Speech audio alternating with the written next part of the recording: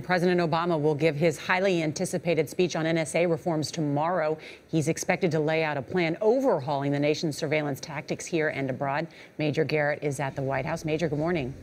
Well, good morning, Nora and Charlie. For months now, the White House has been torn between a desire to preserve the surveillance tactics and technologies that President Obama has approved during his 5 years as president and respond to the public pressure to restrict them. That pressure arising directly from leaks from Edward Snowden, a former National Security Agency contractor who leaked the size and scope of American surveillance.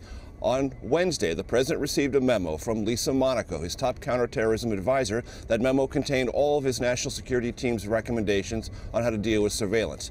Now, the White House tells us no final decisions have been made, but numerous sources inside and outside the administration tell us the president has decided to do the following. 1, preserve most of the current surveillance tactics, but add new layers of government oversight. Also, retain National Security Agency warehousing of all phone and internet tracking data that it keeps in surveillance investigations, require higher-level administration approval of surveillance of any foreign head of state, and add a privacy advocate to the secret court that approves surveillance of foreign terror suspects.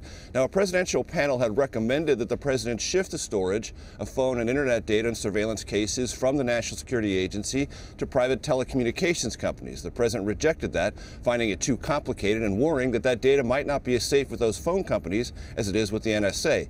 Congress will look at this. If it comes up with a different plan, administration officials tell us the president will take a long look at it. Charlie and Nora? So on that, Major, was there any specific intelligence that the president received that influenced this decision?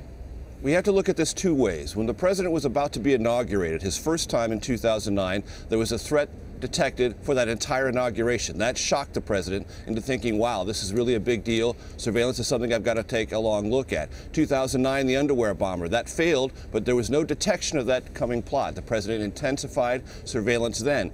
And then in the years since, Charlie and Nora, as the president has talked about, as al-Qaeda and its various affiliates have spread out around the world and become a bit more diffuse, the intelligence community tells the president we need this surveillance to keep track of all these various small cells, and the president largely has agreed with that analysis.